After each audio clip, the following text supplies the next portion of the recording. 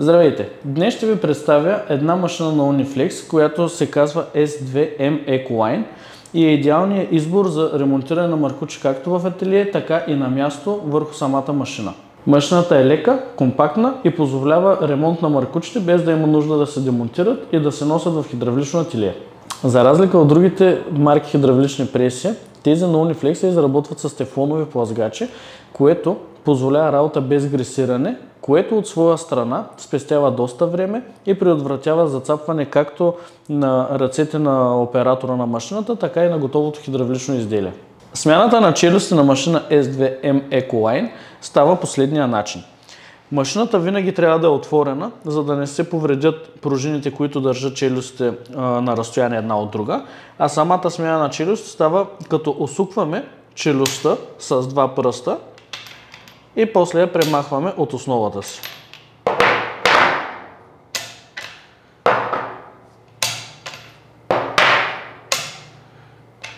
Поставянето на челюстите става като вкараме пинчето в отвора, предвиден за него, и просто притискаме докато щракне.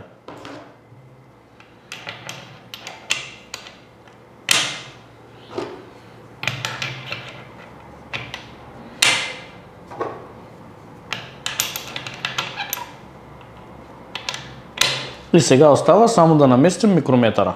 Това е микрометърът на машината. Той има две скали, на които са изписани милиметрите и десетите от милиметъра, които добавяме върху размера на челюсти, които сме монтирали. Микрометрите на Uniflex позволяват връщане от минус 0,5 до добавяне на 8 мм върху размера на челюстите, които сме сложили на машината.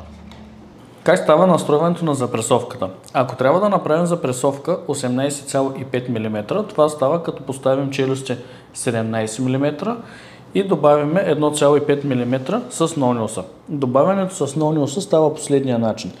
Завъртаме и когато нониуса стигне до 1, вече сме добавили 1 мм към онези 17, които са на челюсти. Съответно сега запресовката ни би станала 18 мм. За да стане 18,5 мм, трябва да настроим нониуса на плюс 1,5 мм. Започваме да помпим и след като е достигнато размера за запресоване, трябва тази лампичка да светне. След като лампичката светне, спираме да помпиме. След като сме сложили подходящи челюсти, настроили сме нониуса и сме подготвили маркуча за пресоване, следва да пристъпим към последната стъпка за пресоване.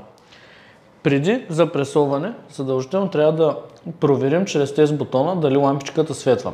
Тази лампичка индикира когато достигнем до диаметъра на запресоване. И след това не трябва да запресоваме повече.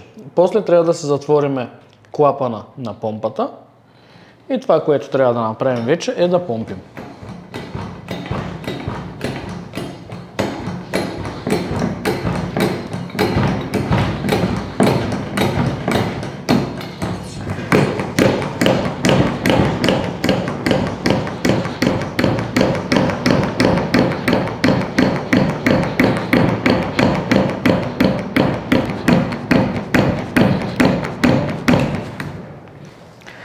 След като лампата е светнала, спираме да запресоваме, отваряме крана на машината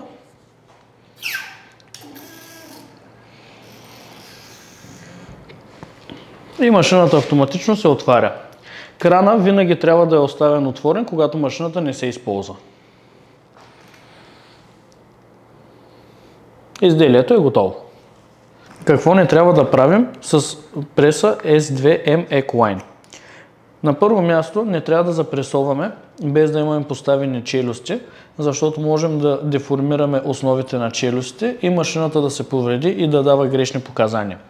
Следващото, за което трябва да внимаваме, е да поддържаме плъзгачите чисти и сухи, защото са тефлонови и е редно да не залепва пясък по тях, за да не ги износва. Следващото нещо, за което трябва да внимаваме, е микрометъра. Микрометъра винаги трябва да се настройва, когато машината е отворена до край.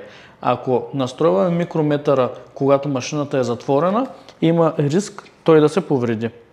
Не трябва да се запресоват маркучи извън диапазона на запресовки на машината. Не трябва да се ползват тръби за удължаване на дръжката на помпата, защото може да се повреди самата помпа. И не трябва да запресоваме плътни железа, защото можем да повредим плазгачите и помпата. В заключение можем да кажем, че машината на Uniflex S2M EcoLine е надежна, лесна за употреба и мобилна преса, която може да е верен помощник във вашия бизнес.